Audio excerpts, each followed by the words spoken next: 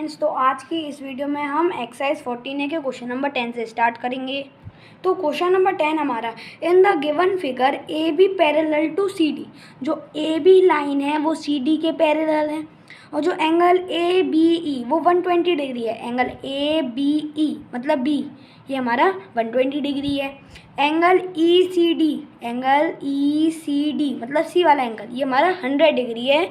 और हमें क्या पता लगाना है, एंगल बी ई सी, एंगल बी ई सी मतलब ये वाला एंगल, ये इसे हमें फाइंड करना है। और बी ई सी की वैल्यू क्या है, हमने दे रखी है find the value of x, मतलब जो बी ई सी है वो एक्स डिग्री है और हमें एक्स डिग्री की वैल्यू क्या करनी है, फाइंड करनी है। तो हमें क्या क्या इसके लिए हमें एक कंस्ट्रक्शन करना पड़ेगा जो हमें हिंट में भी दे रखा है, ड्रॉ एफ ई जी। हमें एक एफ ई जी लाइन ड्रॉ करनी पड़ेगी जो ए बी के भी पैरेलल है और सी डी के भी पैरेलल है।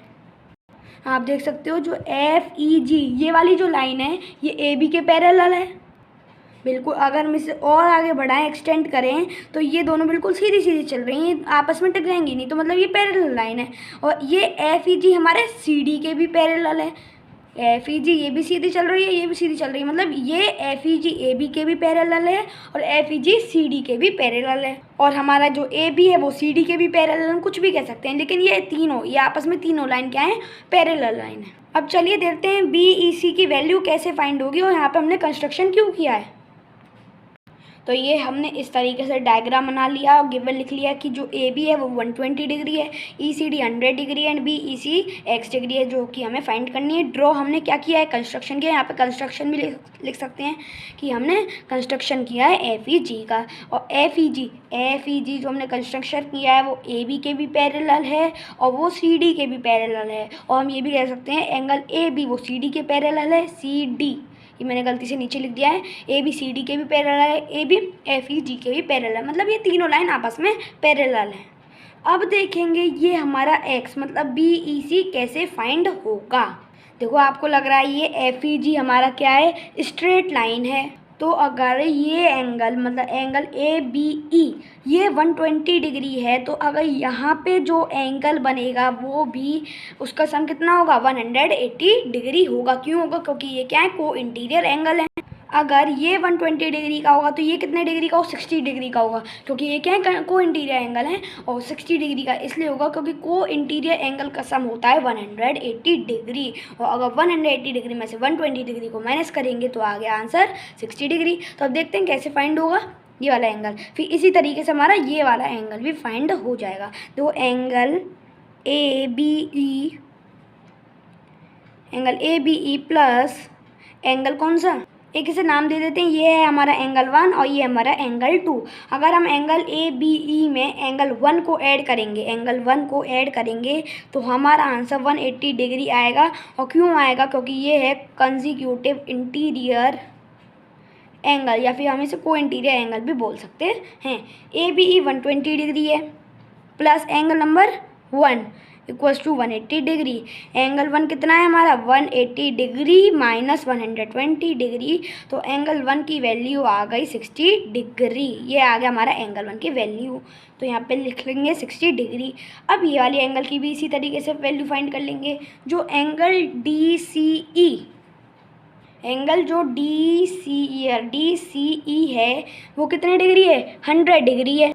तो यही same D C E plus 100 degree मतलब D C E 100 degree plus angle 2 equals to 180 degree, क्योंकि ये भी है हमारे को इंटीरियर एंगल। तो यहाँ पे लिख लेंगे एंगल डी सी ई में अगर हम जब एंगल नंबर 2 को ऐड करेंगे तो हमारा आंसर 180 डिग्री आएगा, क्योंकि ये है को इंटीरियर मतलब कंसेक्यूटिव इंटीरियर एंगल। अब डी सी ई कितना है, 100 डिग्री है। हमेशा बीच वाले एंगल को ही देखते हैं, बीच वाला जो है अगर सी है वो 100 डिग्री है तो हम 100 डिग्री ही मानेंगे डी सी ई को। Plus angle number 2 equals to हमारा कितना आएगा, 180 डिग्री आएगा। अब 100 degree angle 2 equals to 180 degree minus 100 degree equals to angle 2 की वैल्यू आ गई 80 डिग्री। ठीक है, तो यहाँ पे लिख लेंगे एंगल 2 आ गया हमारा 80 डिग्री बाय द को इंटीरियर एंगल की प्रॉपर्टीज से। अब देखो ये हमारा एक लीनियर पेयर है और लीनियर पेयर का सम कितना होता है? अगर हम लीनियर पेयर के तीनों एंगलों को ऐड कर दें तो हमारा आंसर 180 डिग्री आ जाएगा, क्योंकि लीनियर पेयर का सम होता है 180 डिग्री। तो इसी तरीके से ये भी सॉल्व करेंगे। अगर हम एंगल ABE मतलब ये वाला एंगल और एंगल 1 और एंगल 2 को ऐड कर देंगे और प्लस एंगल X मतलब BEC, हमने BEC को ही तो X लिया है, यहाँ पे हमने लिखा नहीं है, हाँ लिखा तो है, एंगल BEC को हमने X लिया है। अगर हम इन तीनों एंगलों को ऐड कर देंगे तो हमारा 180 डिग्री आंसर आएगा। चलिए ऐड करते हैं एंगल। अगर हमें FEG पूरा इसकी एंगल को मेजरमेंट फाइंड करनी है, FEG तो हमने फाइंड करनी है, नहीं सॉरी BEC फाइंड करनी है, FEG तो हमने कंस्ट्रक्शन किया था।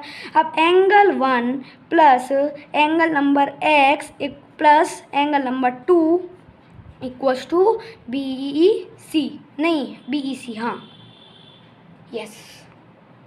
अब एंगल 1 क्या है हमारा 60 डिग्री है, plus angle X plus angle 2 equals to BEC, नहीं इक्वल्स टू 180 डिग्री। इन दोनों का सम तो कितना आएगा? 180 डिग्री ही आएगा, क्योंकि ये क्या है हमारा लीनियर पेयर। यहाँ पे लिख भी लेंगे लीनियर पेयर, यहाँ आपको क्वेश्चन नहीं हो रहा होगा अच्छे से, linear pair equals to 180 degree. अब एंगल 60, देखो angle 60 plus angle X plus angle 2, यहाँ पे लिख रहे हैं एंगल 2 कितना है हमारा 80 डिग्री है, तो यहाँ पे 80 डिग्री लिख लेंगे। अब एंगल 60 प्लस एंगल 80 करेंगे तो कितना आएगा 60 और 80 140 degree plus X equals to 180 degree. तो एंगल X आ गया हमारा 180 डिग्री में से 140 डिग्री को माइनस करेंगे तो एंगल X की वैल्यू आ गई 40 डिग्री, और यहाँ पे लिख लेंगे एंगल X 40 डिग्री। और अगर आपको इसे चेक भी करना है ना, 60 प्लस 40 करोगे और 80 करोगे, 60 प्लस 40 100 प्लस 80 180 डिग्री, मतलब हमारा जो लीनियर पेयर का सम है वो 180 डिग्री आ गया, मतलब ये हमारा बिल्कुल सही है। एक और बता रहा हूँ, इन्हें निकालने के लिए हमने कंस्ट्रक्शन इसलिए किया कि हमारा एंगल 1 आ जाए बाय को इंटीरियर एंगल और एंगल 2 आ जाए बाय को इंटीरियर प्रॉपर्टी। अब ये हमारा एंगल हमने 180 डिग्री प्लस किया, क्योंकि इसकी प्रॉपर्टी तो यही होती है ना ABE प्लस 61 एंगल 1, तो हमारा आंसर आएगा, दो एंगलों को प्लस करके हमारा आंसर 180 डिग्री आना चाहिए, वो को इंटीरियर एंगल की प्रॉपर्टी होती है। तो इसी तरीके से हमने एंगल 1 निकाल लिया, एंगल 2 निकाल लिया, एंगल X की वैल्यू हमने इन तीनों को ऐड करके निकाल ली बाय लीनियर पेयर प्रॉपर्टी। तो आज की इस वीडियो में हम क्वेश्चन नंबर 10 तक ही करेंगे, अगली वीडियो से क्वेश्चन नंबर 11 से स्टार्ट करेंगे। अगर आपको ये वीडियो अच्छी लगी तो प्लीज़ लाइक करना, सब्सक्राइब करना मेरे चैनल को, एंड थैंक्स फॉर वॉचिंग।